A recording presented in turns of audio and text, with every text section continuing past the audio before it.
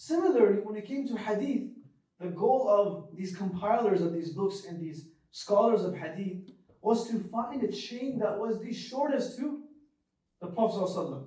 The shorter it was, that meant that there were less people in between, and less people that were strong, it creates a stronger sanad.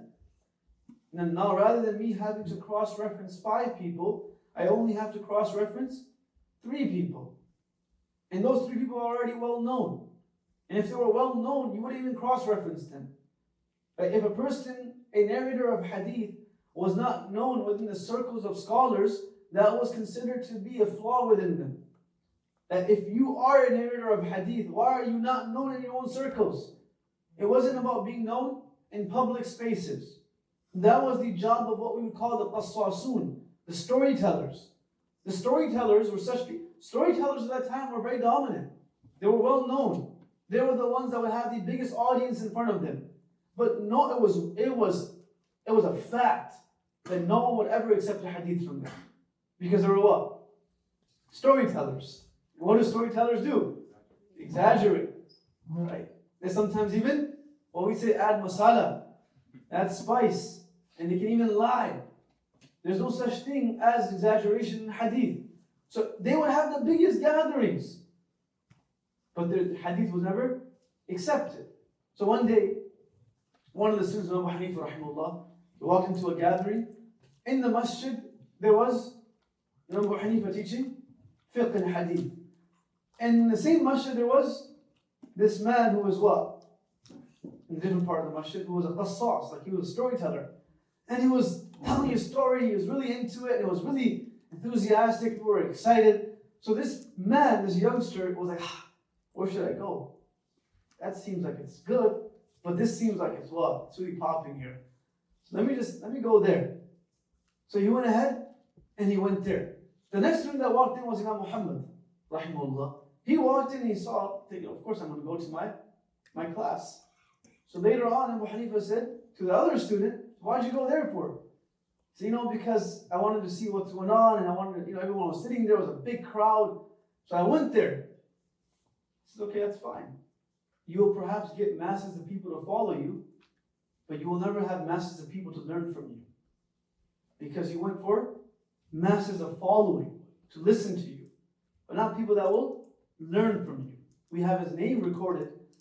He doesn't have many students, that person. Now Muhammad became one of the strongest students of Imam Abu Hanifa rahimahullah.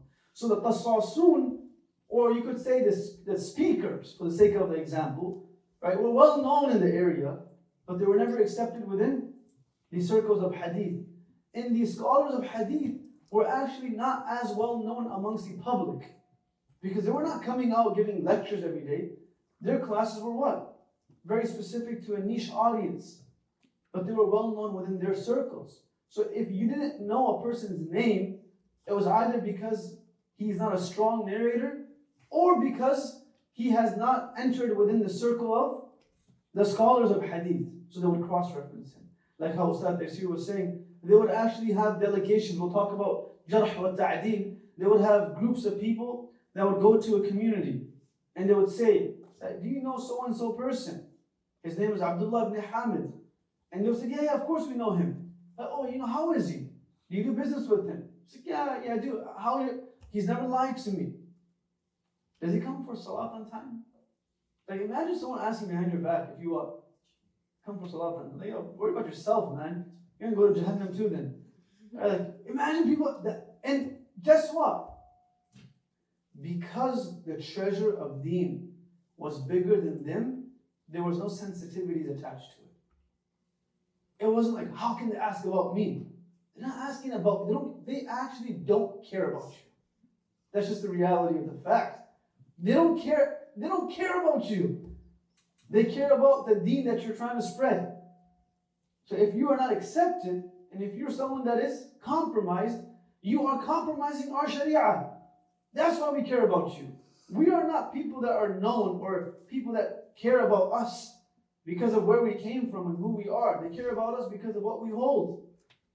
And if we're not able to uphold it correctly, then they have the right to criticize correctly.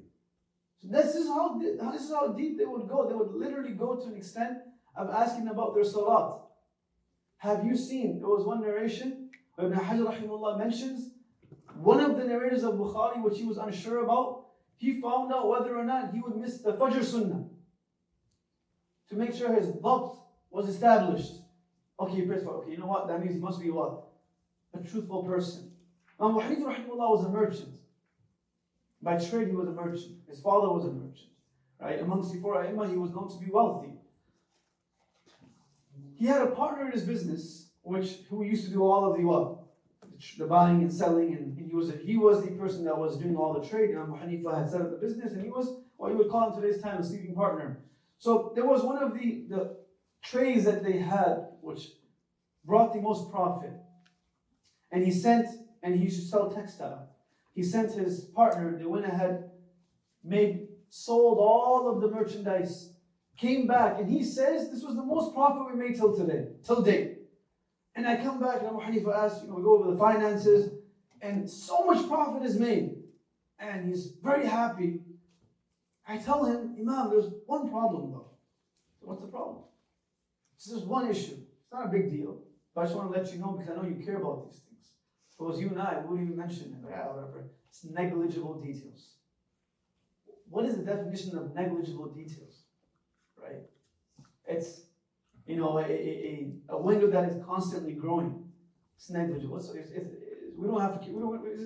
doesn't necessarily matter. He says, one container of our textile that we had a flaw in it. Na'ayib. That the lining wasn't straight. It was actually tilted. But when I sold it, I told the people that it's what? Flawed. Majority of it. But by the time I found out, it was a little late. So I did sell some of it without informing people. So what I did, because I know you care about this, what I did, I took the profit of that container and I've already what? Separated it. So Abu Hanifa says to him, can you accurately say that this profit is not from that container? One is to separate based upon percentage, and one is to separate based upon actual profit. And percentage is easy, like 10%, 5%. No, but the actual money. So no, I can't say that. I know the percentage was separated. So I will not take any profit from this transaction. I will not take a penny from it. So he said, what should I do with it? You can keep all of it. You're my partner. This is up to you. I'm not taking anything. So he's saying, I'm like, I can't set this up. No problem. I'll take all of it. That's what we would do. Like, yeah, no problem. You know what? This one I got. Next one I'll give it to you. Right? The guy said, you know what? Since he didn't take it, I didn't take any of it either. He makes something unique become common again, which is honesty and integrity in business. It became common because of people like them. So going back to it, the adad, the number of narrators in between the narration will make a difference. So Imam Bukhari rahimahullah is known that in his book, he has most commonly khumasi. Khumasi means that there are 5 narrators between him and the Prophet ﷺ, 5 narrators. And he also has a few ruba'i, where there are 4 narrators between him and the Prophet ﷺ. And he has a handful, some scholars say 7, some say 5, thulathis, where there is only 3 narrators between him and the Prophet ﷺ. But when you look in a book like Muftaah Imam Malik, majority of his narrations are what? Thulathis. Hence, the cross-referencing and the challenging of his book is harder to do because there are only few narrators between him and the Prophet ﷺ, who was a tabi'i, though he came later, but he was still a tabi'i. Imam Abu Hanifa has a musannaf as well of hadith that he would use to teach his fiqh through, that has majority 2 or 3 narrators between him and the Prophet ﷺ. So they came earlier. And because of that, if the narration that they used was not in Bukhari and Muslim, that does not mean that their narration was what? Weak. It means that that weakness came, perhaps, between that window and that era in which they lived and those Imams came. Because the Imams came 150 years later, some of them 100 years later.